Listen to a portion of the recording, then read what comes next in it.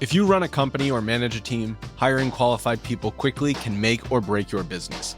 Imagine a position of need going unfilled for weeks or even months because you just can't seem to find the right candidate. When it comes to hiring, Indeed is all you need.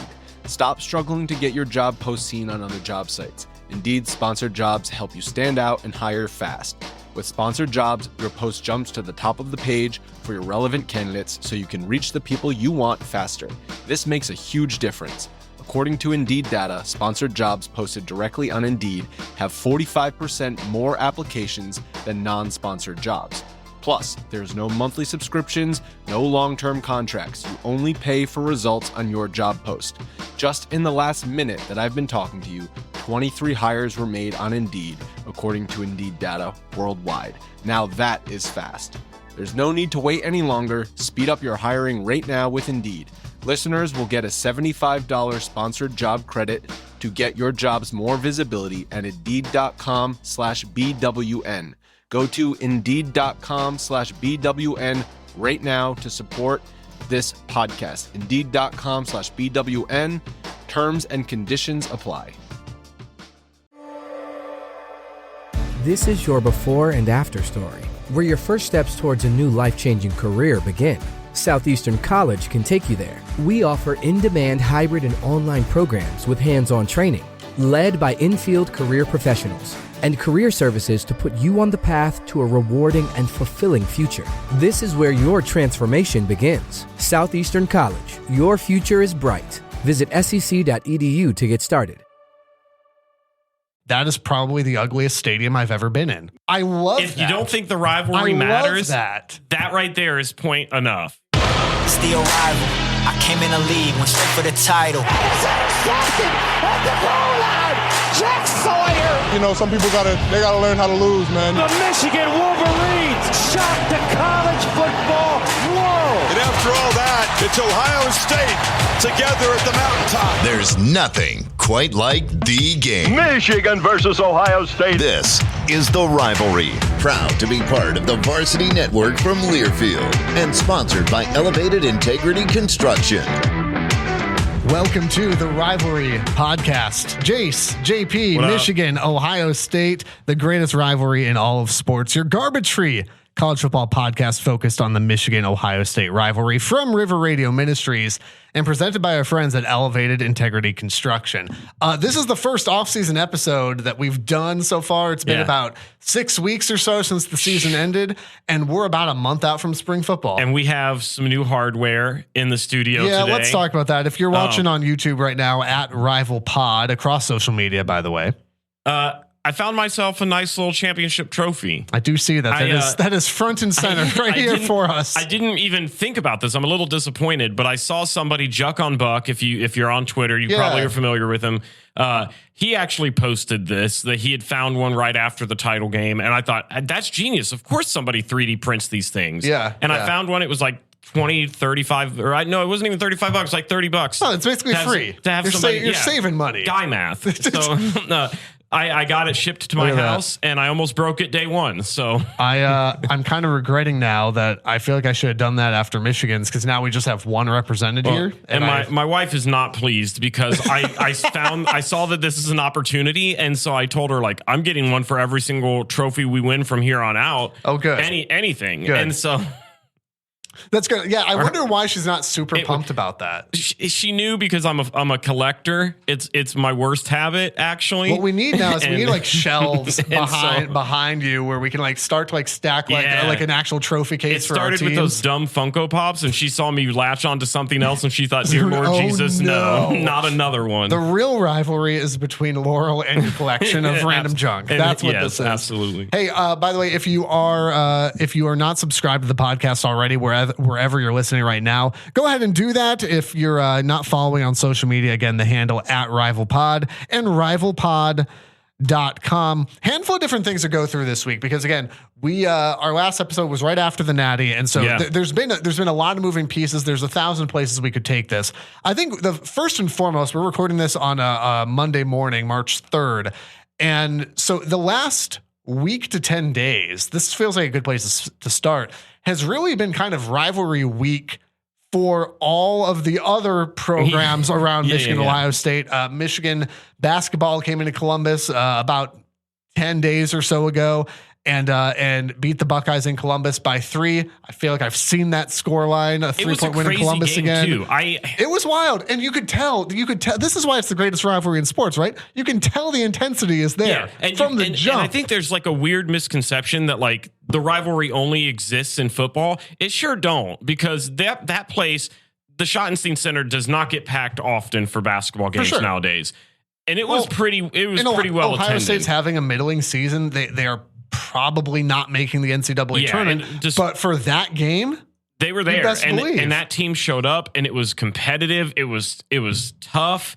Came right down to the wire. I mean, it was what you expect a rivalry game to be. So you have that, and then more recent memory, even though that wasn't all that long ago. More recently, Michigan Ohio State hockey played a pretty pivotal series for Big Ten. And both standings. are good teams this year. Both are slated at the moment, and if you're into college hockey, this will mean something. If it doesn't, that's okay. But both are making the tournament according to the pairwise rankings right now, so that's a good thing. I grew up on college hockey, was my first love, and so I'm a big college hockey guy. So what a fun series! Ohio State wins the first game in overtime. Michigan beats them, tries to blow a lead, but beats them in Columbus on Friday.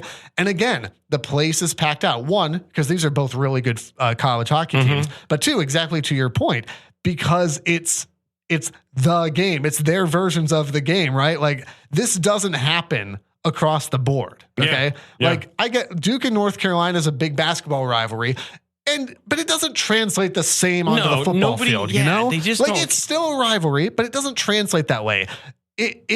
This is an entirely unique thing. Like, what Michigan and Ohio State do when they play is entirely unique. And again, the fact that those teams are so evenly matched and they split, they're both likely to make the NCAA tournament. They're both hosting a home playoff series this weekend for the Big Ten. I mean, it's good stuff. And then on Saturday, you had the Stadium Series at the Shoe, where now we've got the professionals involved, and it's the Red Wings and the Blue Jackets. And you would think that it would be mostly about the Blue Jackets and the Red Wings, but it wasn't. It wasn't. 99% of it was them talking about how many Michigan players were on the ice skating and playing in Ohio Stadium, and it was all about the Wolverines and the Buckeyes. Even then, and these guys don't really have any real connection to that. I mean, like Adam Fantilli for the Blue Jackets, a Michigan guy. Sure, and there's some other players that had played for the Wolverines. Zach Werenski plays for the Jackets. Is Kent Johnson still on? I know you're not as big of a hockey guy, but I think Kent Johnson is still on the team. I believe he's a Michigan guy. Dylan Larkin for the Red Wings is a big Michigan guy. And that just adds to it. And even if you watch the broadcast during the game, they're talking to Kirk Herbstreit. Yeah. Peter's there. They're talking to Sonny Styles. Yeah. They're crowd surfing. What's his face? Who Marty died or whatever. Apparently. At some point, I just saw him get carried out of there like an angel and then dropped. And I'm like, all right. But that's what makes what this rivalry is. Like, that's why it's like, well, why do a podcast about this whole thing? Because it bleeds into every sport. It bleeds into every aspect. And of course, wouldn't you know it, the Blue Jackets get a big win over Detroit.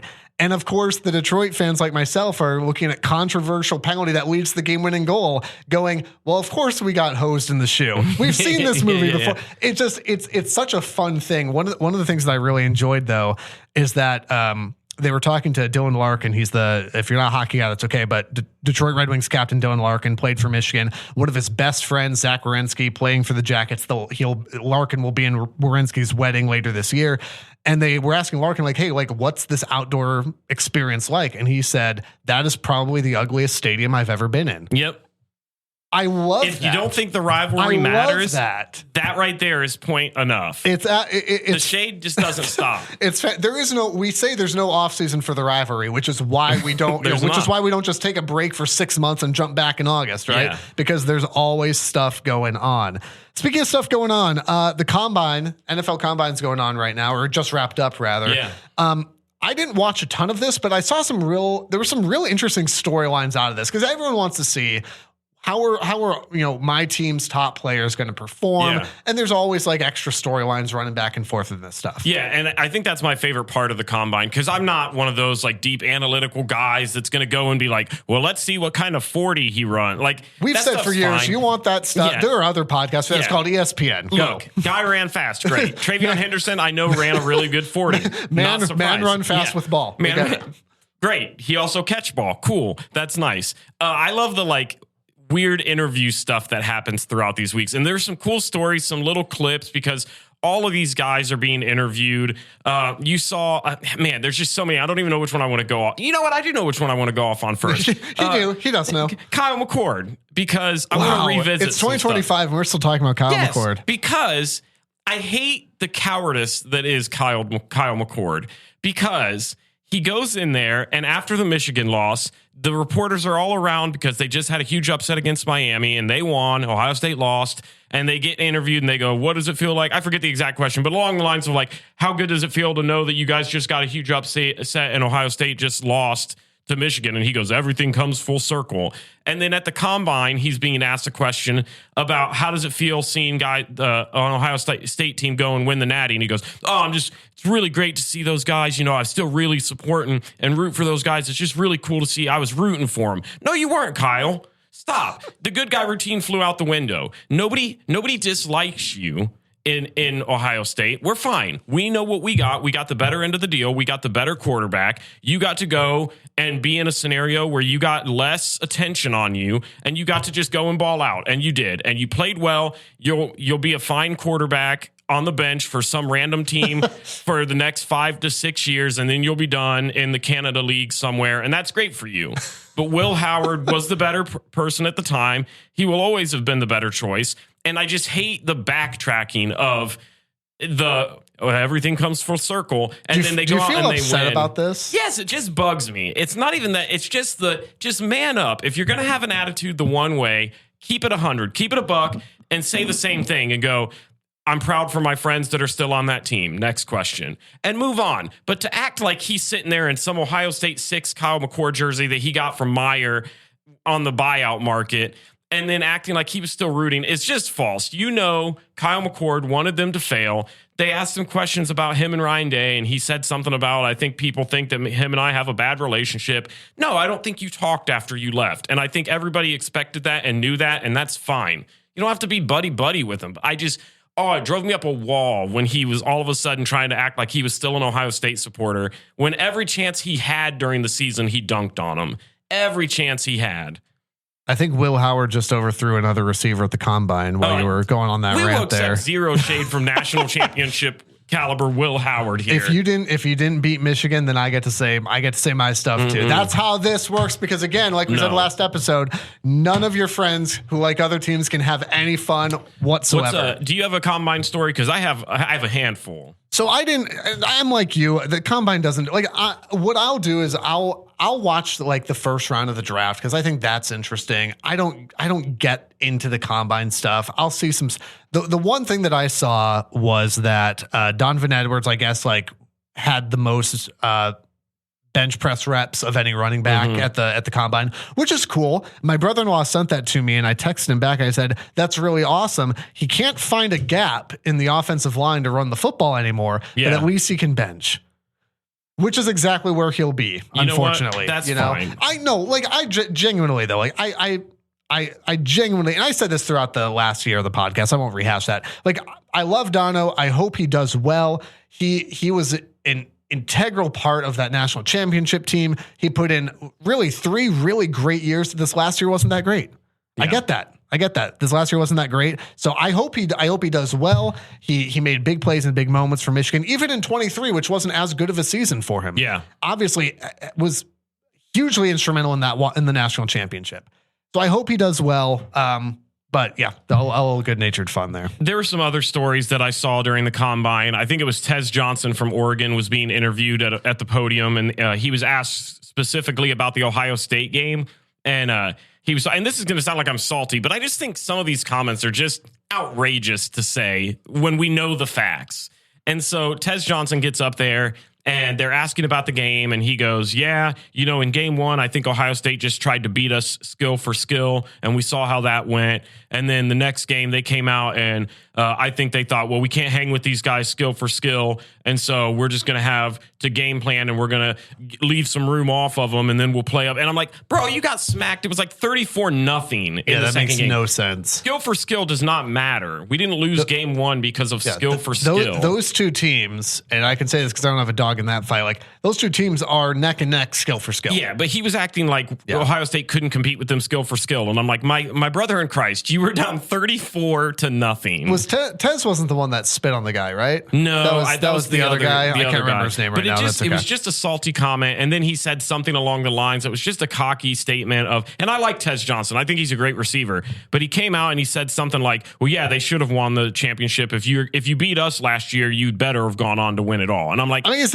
not incorrect. Like it's not. It's not incorrect. It's one of those things that like the way they lost and the way they performed. I just don't want you to just don't say stuff like that. Yeah, but couldn't you say the same thing about a lot of the Ohio State stuff after after the Michigan loss and post Tennessee where guys are saying so? It's like, my guy, like simmer down. Like what though? The Jack Sawyer on the sideline, but like. Yeah, we here, but like mid game when the camera's on him, talking about Tennessee game. You know what I'm talking about? Like where he's like talking about like they thought we weren't going to be here, but here we are. It's like, my guy, settle down. That's different. How is that different? Because they still had games to play and they could still continue to solidify that.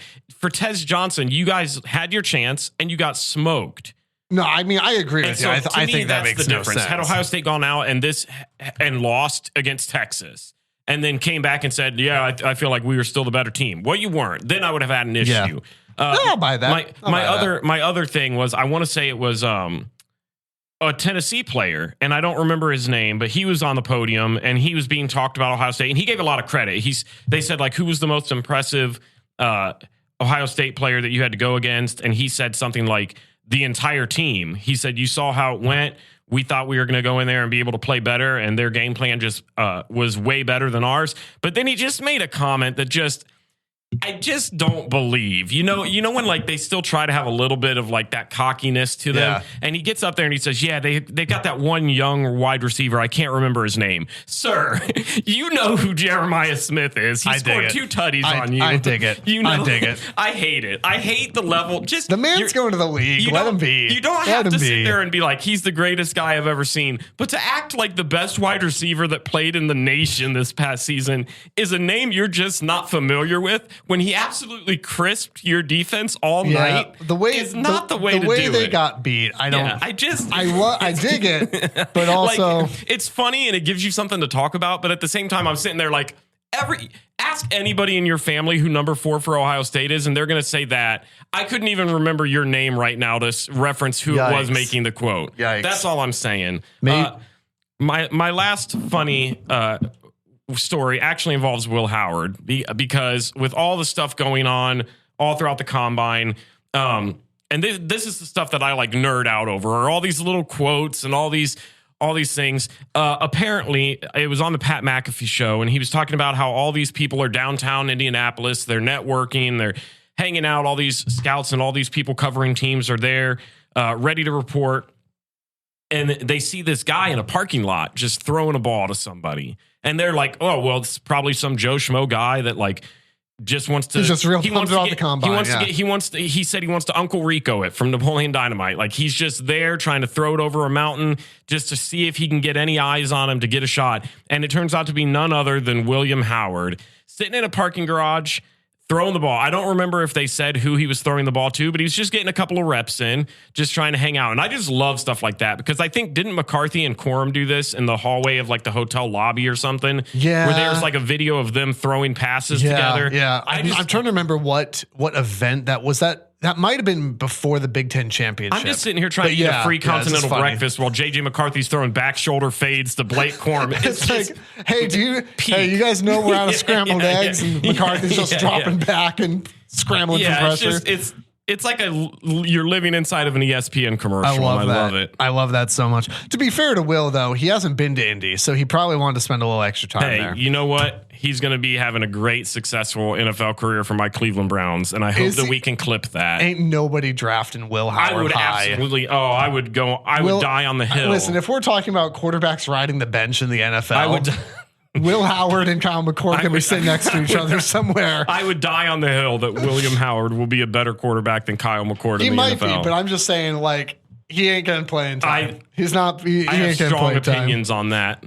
Save that for a different podcast. That's why don't fair. you? Hey, maybe you do feel a little bit like Tennessee, and you know what you're doing isn't working, and you need to transfer in a little bit of help. Thankfully, our friends at Elevated Integrity Construction are the portal to a successful project. Even in the offseason, we got to give a little bit of love to Elevated because they've been sponsoring this thing for forever. Fantastic people. The folks with integrity in their name. If you've got a church, home, or business build, go with them. They've been doing it a long time. Aaron, we appreciate you. ElevatedIntegrity.com. If you are not listening to the Rivalry podcast on the Varsity Network app, what are you doing with your life? Because we are proud to be part of the Varsity Network, powered by Learfield, which is a must-have for every college football fan. Live games and podcasts just like this one, free to download in whatever app store you've got. So be sure to search for the Rivalry podcast in the Varsity Network app and be sure to download that today. You can also support the podcast. We rely on support from sponsors, and we rely on friends like our good buddy Patrick. Yeah, shout out Patrick. Patrick King, thank you for your support of the podcast. Patrick did that at rivalpod.com. Clicked on the Buy Me a Buckeye link. It's on the support tab. You can be just like Patrick, get a little shout out in an episode, and support the pod this year, whether through the Buy Me a Buckeye, which is basically, if you're not familiar, it's basically just like, hey, it's a monthly subscription thing or a one-off thing that you can support. You can buy yourself a t-shirt. We've got those for sale as well. Jace repping one wearing it right now. And so thanks for doing that, Patrick. You can join him right now. The website again, rivalpod.com. One of the things that I want to just kind of pick your brain on here is there's been a lot of conversation around spring games and what that's going to look like. Like actually what it's going to look like. So Matt Rule at Nebraska is kind of the first one to come out and say, hey, we're not doing a spring game this year. And his reasoning is that in the NIL era, he doesn't want to put a ton of players on film that people can identify and go, hey, how about that kid? I wonder how much we could get him for. Yeah. That's legit his concern. On the Ohio State side, Ryan Day has said, or Ohio State has said that they will be doing what they're calling a spring showcase, which for all intents and purposes sounds like it will not be a traditional spring game. Ryan even said, yeah, I'm not really sure what that's going to look like yet. Well, my dude, it's spring, so maybe figure that out. And then Michigan is going to be doing the more traditional spring game, the Maize v Blue that they've done every year for forever.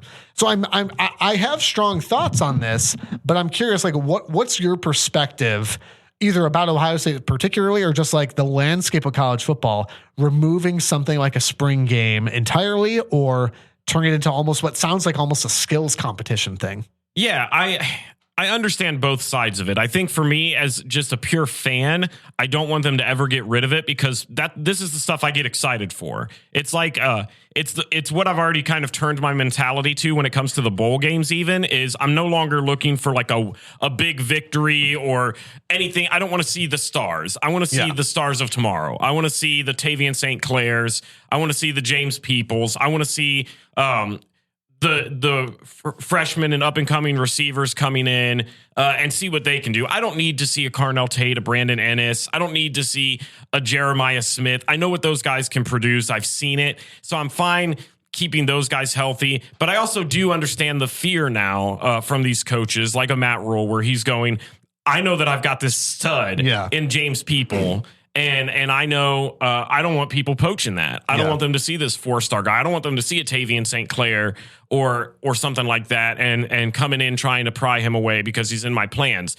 So I get both sides of it. And do I think they're going to go away from traditional stuff? Yeah, I think you're going to see a majority of teams do what an Ohio State is doing, where it's a glorified showcase of talent. You go in and you get to see them maybe run a 40, almost like a combine or something. They do a couple of throwing drills here and there. Here's my question on that though. And I've seen a few folks ask this. Does anybody care? Like when we're talking about like, the spring game, like, hey, people showing up and whatever else. And I can't remember. I think Michigan's is free. I don't remember. Ohio State might have a small one, but it's not much. It's a chance for people to go in, be at the shoe, taking the experience. And I think, like, are you going to lose out on that? Because it's like, okay, I'm going to watch some quarterbacks I don't know throw at a target. I think that's not interesting. I think what you're going to see is you're going to see a lot less people in the stands, but you're going to see the diehards show up, the nerds like me that want to go and see that. And it's going to become a non-ticketed event. Where I respect Michigan for going and still playing a game. I thought that was cool last year, being able to go and experience that and it actually be a game. And they do like a draft style thing that I really enjoy too. And so I love how they do it. I don't know if it'll continue going that way for anybody. I think everybody will inevitably change just with the way the NIL is starting to work out. You're seeing guys like a Carnell Tate getting $1.5 million deals to transfer out. He's not, apparently, but you're seeing stuff like that. I mean, that's your third string guy. Yeah. And so you have these guys. I know for Ohio State, a big commit right now is Chris Henry Jr. He's a wide receiver, 5-star guy, a stud. I mean, just talked about as the next up and coming Ohio State great.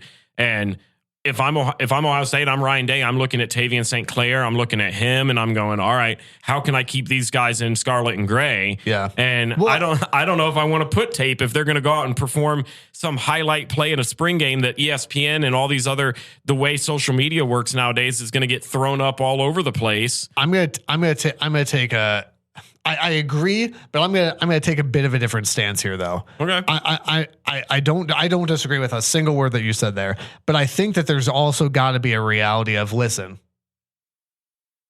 if you've got guys that genuinely don't want to be there, then maybe you don't want them there for sure. And so like I'm realizing the older I get how much more of a traditionalist I am with college football, where I don't, NIL's not going anywhere. Okay, I get that. So like trying to keep as much of that traditional college football scene alive matters. That's why, and I saw a bunch of folks talk about this after Michigan went to the Rose Bowl game in 23, or I guess technically 24. You get it, but talking about the lack of just piped in noise was a big thing. Where it's like just taking the natural atmosphere, the bands, the whatever, got the San Gabriels, whatever.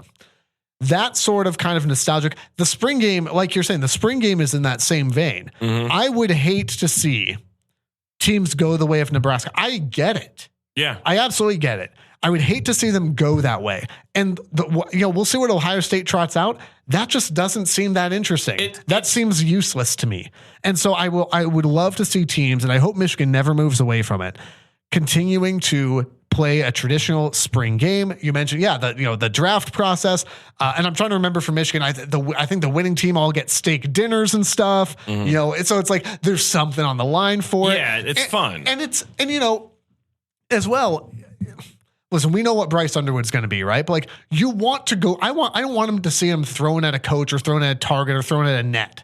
I want to see Bryce Underwood out there, and what's he gonna do with the football? Because I tell you what, when that kid, whoever ends up being the start, whether it's Mikey Keene, Jaden Davis, Bryce Underwood, whoever, when Bryce steps out on that field to take that first spring game snap, that crowd's going to go nuts. It's the same thing with Tavian St. Clair. That's going to be special. And so and if you've got a guy out there, that experiences that and then gets the offer to go play at Kentucky or something because he gets a little more money, genuinely more power to him. I'm not going to deprive these kids of their money. Go get it. But also, okay, great. I get that it's not that simple, but there's something about college football that's got to be preserved as we move into this lack of amateurism era. We're already beyond the pale there. Keep what you can of that. And I 100% agree with you. I do think the one thing that has benefited Ohio State on that regards is they, throughout their postseason run, brought their recruits along with them. Their early enrollees. Because there's a guy from Mansfield, where I'm from. He's a 4-star receiver recruit. He early enrollee. he was at every single bowl game. He was in the locker room with the team. He was on the sideline. He had a jersey before each game. That is how you help to build that culture. Yep. And because that's what's going to keep these guys, because I agree, you don't want a kid there that doesn't want to be there if they can be easily swayed with money, but also it takes a little bit of time for them to kind of build into that. And so you've got to have those, you've got to have a good culture system there, and you've got to find ways to get them involved and to get them acclimated quick and fast. That's just the nature of the game. And I think the Ohio State championship run really helped them with their early enrollees. You had a handful of really big recruits. Petty John, who's a linebacker recruit, was there that people are really hyping up. The guy I just talked about, Bogpan Miller, he was there. Tavian was there. Carter Lowe, another offensive line recruit.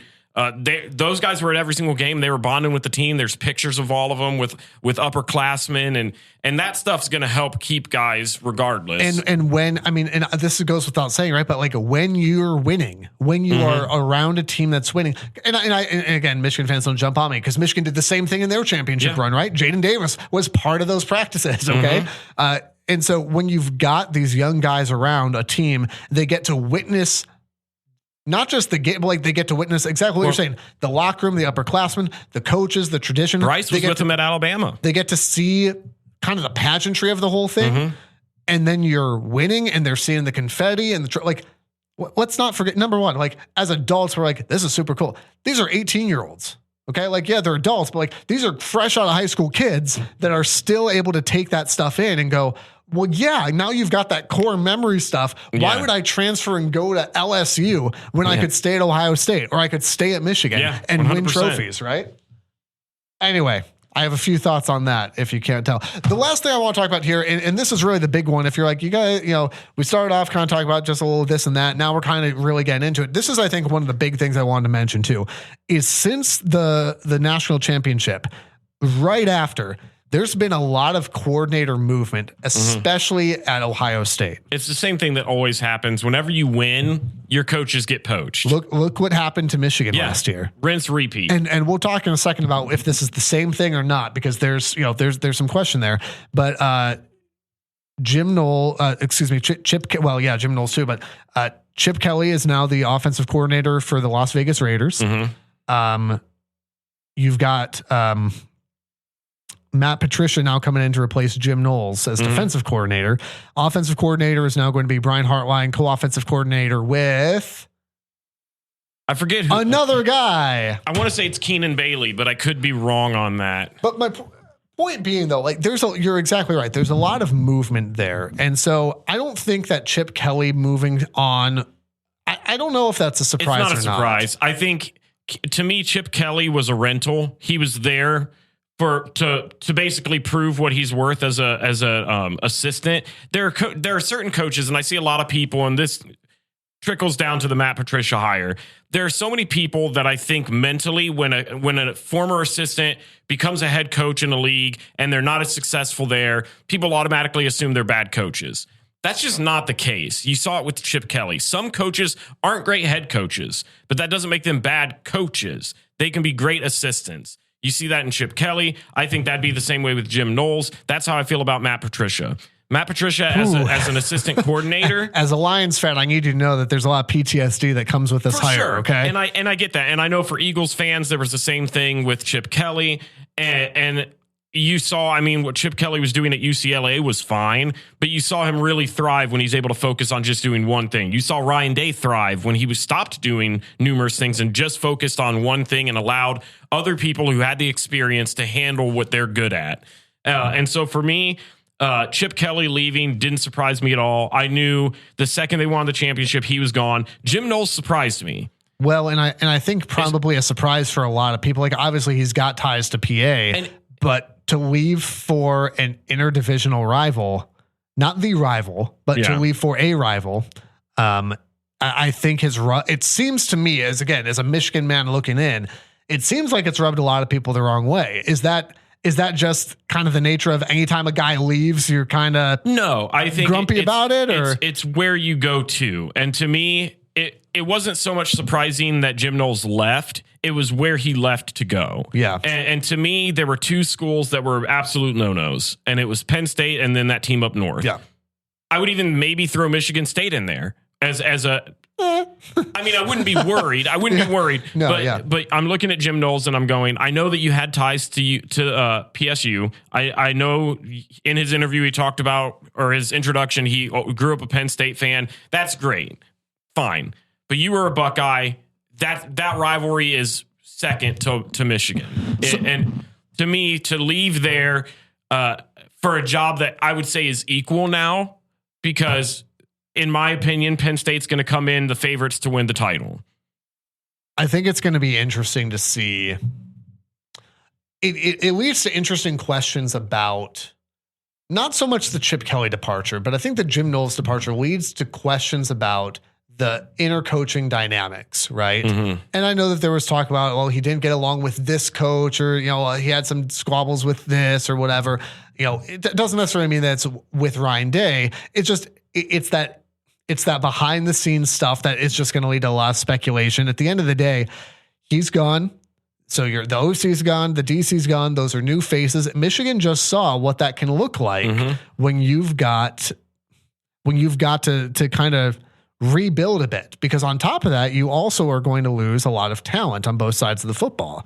On the defensive end, to be in particular. Yeah. One of the things that you don't lose, and this is what helps distinguish it from what Michigan just went through, is you do retain your head coach.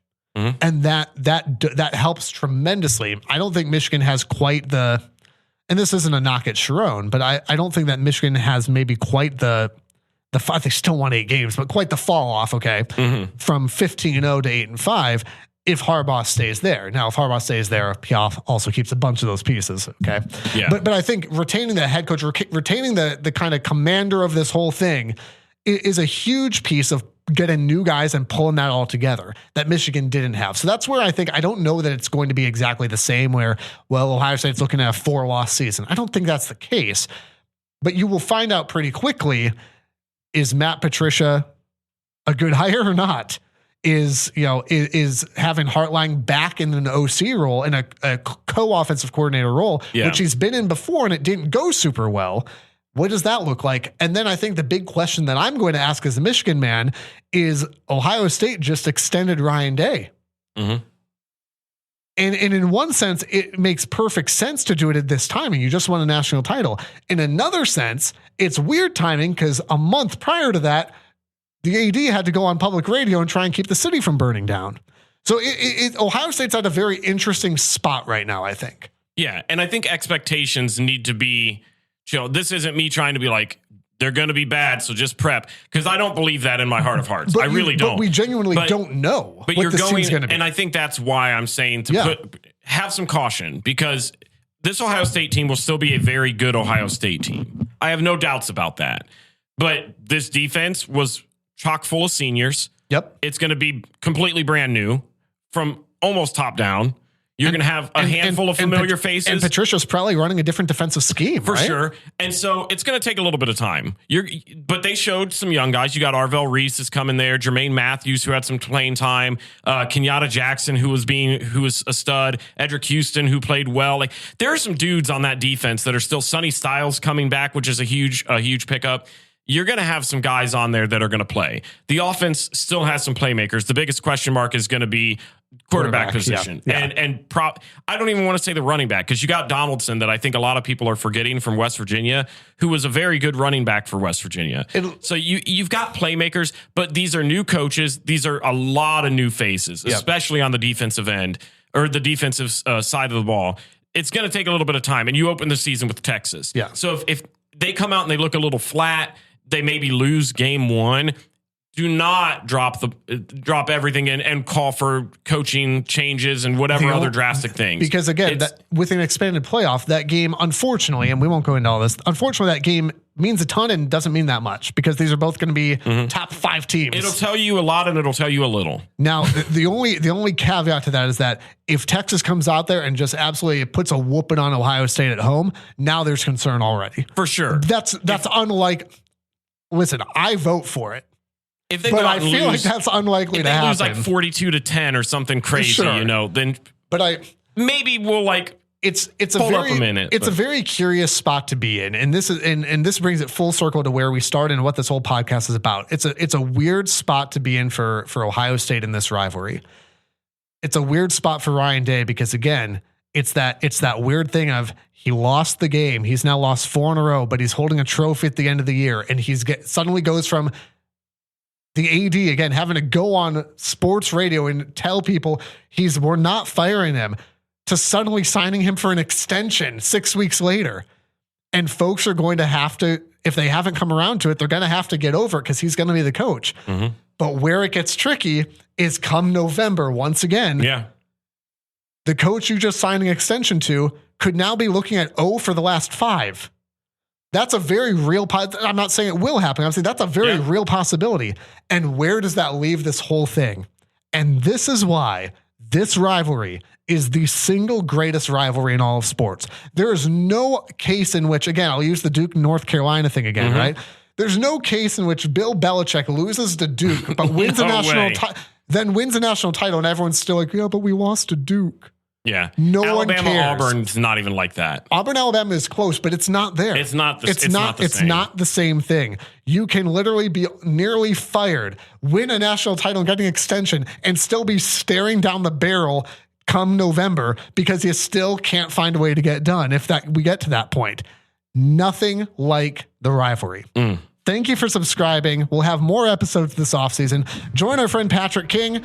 Be sure to support the podcast at rivalpod.com, at rivalpod across social media, and subscribe wherever you're listening to the podcast right now. The Rivalry is a production of River Radio Ministries. Want live updates from the show? Follow us on Twitter and Instagram at RivalPod. To learn how to support the show, shop our merch, and read our blogs, visit rivalpod.com. Make sure to follow us wherever you're listening now. And if you like what you're hearing, tell a friend so they can listen too.